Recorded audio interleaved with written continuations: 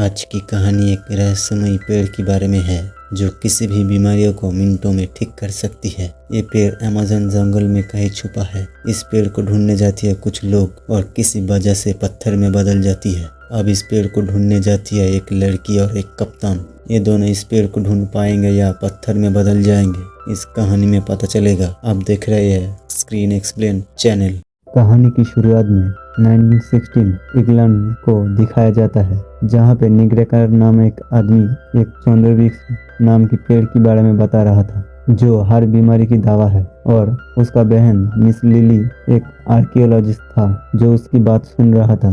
तभी लिली एक जगह पे आ जाती है और एक कमरे के ताला तोड़कर उसके अंदर चले जाती है। वो एक आदमी की शर्ट पहन लेती है और एक अमरशूल जो उस पेड़ की ढूंढने में बहुत मदद करेगी उसको चुरा लेती है। तभी कहानी की मेन विलेन प्रिंस वाकिन आ जाती है और लिली को देख लेती है। उसके पीछे वो गुंडे भेजती है क्योंकि प्रिंस वाकिन उस चाबी को 100 सोने की सिक्कों से खरीदा था। वो भी उस पेड़ के पीछे पड़ा था।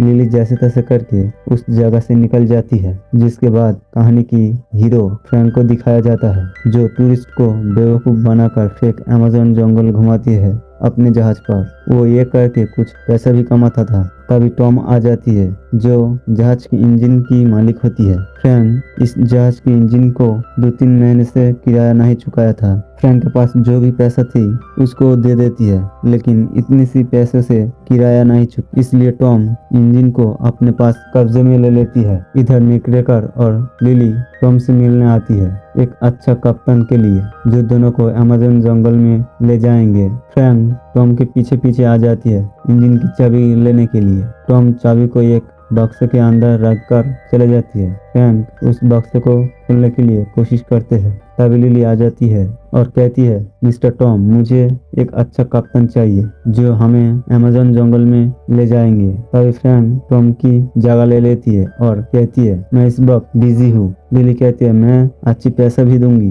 तभी फ्रैंक दरवाजा खोलती है और कहती है, आप कहाँ जाएंगे? लिली एक मैप दिखाकर कहती है, इस मैप की बीचों बीच हमें जाना होगा। फ्रैंक कहती है, उस जगह पे आज तक कोई नहीं जा पाया है। लिली कहती है, मुझे उस जगह पे जाना होगा। वो दोनों बाहर आती है बात करने के लिए। फ्रैंक कहती है, मुझे उस जगह पे जाने के लिए 15,000 चाहिए। लिली मान जाती है। तभी निकरेकर असली टॉम को लेकर आ जाती है। लिली समझ जाती है फ्रैंक एक ठग इंसान है। फ्रैंक लिली की गले में अमरशूल देखकर कहती है, मैं उस जगह पे 10,000 में चलूंगी। लिली उससे कहती है, मैं तुम पर यकीन क्यों करूं? फ्रैंक कहती है, मैं ही हूँ जो तुमको उस जगह पे ले जा सकता है। तभी उस जगह पे एक शेर आ जाती है और सब लोग डर जाती है। फ्रैंक उस शेर से लड़कर बाहर फेंक देती है। लिली समझ जाती है फ्रैंक एक अच्छा आदमी है। लिली 10,000 में मान जाती है। सीन चेंज होती है। फ्रैंक अपने जहाज पे इंजन को ठीक करने लगती है। तभी वो शेर को हम देखते हैं जो फ्रैंक के पालतू था, क्योंकि ये सब ड्रामा था। वो तीनों जहाज लेकर जाने ही वाला था। तभी वाकिन एक पनडुब्बी लेकर उसके पीछे आ जाती है और फायरिंग करने लगती है और एक टॉर्पीडो उनके पीछे छोड़ देती है। फ्रैंक अपनी दिमाग लगाती है और बांध जाती है। तभी पनडुब्बी की पंखों पे एक रस्सी लटक जाती है और पनडुब्बी नस्तनाबूद हो जाती है। तीनों भागने में कामयाब हो जाती है। लिली अमेज़न जंगल देखकर बहुत खुश हो जाती है। लिली कहती है, हम लोग गलत जगह पर जा रहे हैं। फ्रैंक कहती है, नहीं, हम लोग सही जा रहे हैं। लिली कहती है, मैप के अनुसार हम लोगों को राइट की तरफ जाना होगा। फ्रैंक उसे समझने की कोशिश करते हैं राइट की तरफ खतरा हो सकती है, लेकिन लिली की जिद के आगे वो मान जाती है। कुछ देर जाने के बाद शाम हो जाती है। फ्रैंक उन दोनों के लिए पिराना मछली पकड़ती है खाने के लिए। पिराना खाने के बाद निकलेकर नीचे सोने जाती है। तभी फ्रैंक कहती है, तुम इस फूल को लेकर क्या करोगे? लिली कहती है, इस फूल को लेकर बहुत बीमारियों को ठीक कर सकती है और बीमार लोगों को मदद कर सकते हैं। देखा जाए तो लिली एक अच्छा काम करने के लिए ये कर रहे हैं। इधर वाकिन उस फूल को लेकर दवाई बनाकर राज करना चाहते हैं। तभी निकलेकर उस शेर से डरते हुए ऊपर आ जाती है। तभी फ्रैंक उस शेर को अपने पास बुला लेती है। ये देखकर लिली समझ जाती है शेर का ड्रामा फ्रैंक ने ही किया था। लिली कहती है तुम भरोसे की लायक नहीं हो। सीन चेंज होती है। वाकिन कुछ लोग लेकर एक गुफा के अंदर आ जाती है जहाँ पे अकीरे और तीनों दोस्तों ने इस अमरशूल चुराने की कोशिश किया था और श्राप की वजह से इस जगह पे बहुत सालों से बंदी हुए रहती है। जो नदी की पानी ही उन लोगों को आजाद कर सकता था। वाकिन 2 फोंटा नदी की पानी उनके शरीर के ऊपर फेंक देती है जिसके बाद एक श्राप बाहर आती है। वाकिन उनसे कहती है मैं तुम लोगों को आजाद कर सकता हूँ, इसके बदले मुझे वो अमरशूल लेकर देना होगा। वो मान जाती है। तभी वाकिन एक धमाका करके एक बांध तोड़ देती है और उन लोगों को आजाद कर देती है। इधर फ्रैंक और लिली जाते जाते उस खाई के पास आ जाती है। फ्रैंक कहती है उस रास्ते से जाना खतरे से खाली नहीं है। लिली नहीं मानती क्योंकि उस जगह पे उसको जल्दी जाना होगा। उन लोगों को पता नहीं था सामने एक बहुत बड़ा खाई है। चलते चलते उन लोग सब उस खाई के पास आ जाती है। खाई देखकर सबकी हालत टाइट हो जाती है। फ्रैंक बहुत कोशिश करने के बाद जहाज को घुमा लेती है जिसके बाद फ्रैंक और निकलेकर उस जंगल में कुछ लकड़ी काटने के लिए जाती है। इधर लिली फ्रैंक की कमरे के अंदर ताला तोड़कर चले जाती है। कुछ किताबें देखकर लिली समझ जाती है फ्रैंक भी उस पेड़ के पीछे है। तभी फ्रैंक आ जाती है और उसको कहती है मैं तुमको इस कमरे के अंदर जाने के लिए मना किया था। लिली कहती है तुम मुझे धोखा देकर इस जगह पे लेकर आई हो। फ्रैंक कहती है ये सच है, मैं हर जगह हर कबीले ढूंढने की कोशिश की लेकिन वो पेड़ मुझे कहीं नहीं मिला। लिली कहती है तुमको इस पेड़ नहीं मिला क्योंकि तुम्हारे पास ये अमरशूल नहीं था। इधर निकलेकर को कुछ कबीले लोगों ने बेहोश कर देती है। वो दोनों आवाज सुनकर बाहर आते ही उन लोगों को उस कबीले लोगों ने भी बेहोश कर देती है। उन लोगों को कबीले की सरदार के पास ले जाती है। सरदार उनसे वो अमरशूल देने की मांग करती है लेकिन लिली ये बात नहीं मानती और एक आदमी के पास से हथियार छीनकर उनसे लड़ने लगती है। तभी कबीले की सरदार मुखौटा खोलती है और कहती है ये सब प्लान फ्रैंक का था। फ्रैंक कहती है ये प्लान मुझे कैंसिल करने की मौका ही नहीं मिला। लिली गुस्सा होकर फ्रैंक को एक थप्पड़ मारकर चले जाती है। कुछ देर बाद वो सब लोग बातचीत कर ही रहे थे। तभी एक कबीले की लड़की अमरशूल देखकर कहती है चंद्रमा डूबेगी और अमावस्या शुरू होगी। अमावस्या शुरू होने से पहले ही उस जगह पे जाना होगा और 2 दिन की बाद ही अमावस्या है। लिली उस पेड़ की लोकेशन ढूंढ लेती है और तभी अकीरे और उनके साथियों ने हमला कर देती है अमरशूल चुराने के लिए। एक कीचड़ से श्रापित था और एक शहद से और दूसरे ने सांपों से और तीसरे ने लकड़ियों से श्रापित था। इन चारों ने मिलकर हमला कर देती है। अकीरे को देखकर फ्रैंक चौंक जाती है क्योंकि फ्रैंक ने उन चारों को उस जगह पे बंदी बनाया था और कबीले की लोगों को मारने लगती है और एक ने ही आकर ही लिली की गले से अमरशूल को छीनकर अकीरे के पास दे देती है। तभी फ्रैंक आ जाती है और अकीरे के साथ फाइट करने लगती है। तभी अकीरे फ्रैंक के सीने में एक तलवार घुसा देती है। फ्रैंक उससे अमरशूल छीन लेती है और लिली के पास दे देती है और नीचे खाई में गिर जाती है। ये देखकर लिली इमोशनल हो जाती है। कबीले की सरदार उन लोगों को लेकर नीचे चले जाती है। तभी निकलेकर पैरों में चोट हो जाती है। कबीले के सरदार लिली से कहती है जितनी हो सके नदी से दूर रहना। लिली जल्दी से भागने लगती है। तभी अकीरे और उसका साथियों ने मिलकर लिली के पीछे पड़ जाती है। लिली पकड़ने ही वाला था तभी एक साथी कहती है अकीरे हम नदी से बहुत दूर है और उन लोगों को जंगल खींचकर नदी में फेंक देती है। अकीरे कहती है इन लोगों को वाकिन ही ढूंढ सकते हैं, उनको खबर दो। लिली निकलेकर को ढूंढ रहा था तभी फ्रैंक को देखते हैं और निकलेकर आ जाती है। फ्रैंक को देखकर लिली डर जाती है क्योंकि वो मरना ही था। उसके सीने में वो तलवार भी घुसा था। फ्रैंक उसे सारी बात बताने लगती है। मेरा नाम फ्रैंसिस्को है और मेरी उम्र तकरीबन 400 साल है। फ्रैंक 1556 पेन की कहानी बताती है जहाँ पे उनकी पिता एक सोल्जर था और अकीरे के पिता की जान बचाने के लिए उसकी जान चली जाती है। इसीलिए अकीरे के पिता अकीरे और फ्रैंक को दोनों भाइयों की तरह बड़ा किया है। एक दिन अकीरे की बेटी एना को एक बहुत बड़ा बीमारी हो जाती है और उसकी बेटी से बहुत प्यार करते थे।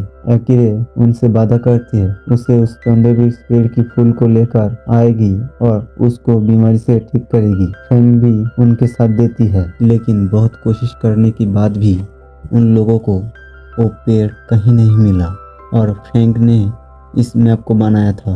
वो सब लोग इस जंगल में एक एक करके मरने लगती है। वो लोग सब मरने ही वाला था, तभी एक कबीले की सरदार और उसकी बेटी हम लोगों को बचा लेती है उस फूल की मदद से। अकीरे उस सरदार से अमर फूल और पेड़ की खोज देने की कहती है, लेकिन सरदार ये बात मना कर देती है। अकीरे गुस्सा होकर सरदार को मार देती है और उनकी कबीले के सारे सदस्यों को मार देती है। फ्रैंक ये अन्याय नहीं सह सकता और उसकी बेटी को बचाने लगती है। तभी अकीरे फ्रैंक के सीने में एक तलवार घुसा देती है। इधर सरदार मरते मरते हम लोगों को श्राप दे देती है, हम इस नदी को नहीं छोड़ सकते, और छोड़ने की भी कोशिश की तो इस जंगल अपने कैद में ले लेगी। जिसके बाद फ्रैंक और अकीरे बहुत बार उन दोनों में फाइट होती है और फ्रैंक हर बार हार जाता था। इसलिए फ्रैंक उन चारों को चालाकी से एक गुफा के अंदर कैद कर देती है। गुफा से नदी बहुत दूर था, इसलिए उन चारों इस गुफा के अंदर कैद हो जाती है। वो सब लोग इतने साल इस गुफा के अंदर कैद होने के वजह से ऐसे हालत हो गए। लिली और फ्रैंक दोनों उस जगह पे जाने लगती है। इधर वाकिन को पता चल जाता है और निक्रेकर को पकड़ लेती है। वाकिन कबीले लोगों को तोप से उड़ाने की धमकी देने लगती है, इसलिए निक्रेकर वो दोनों जहाँ जा रहे थे वाकिन को उस जगह पे ले जाती है।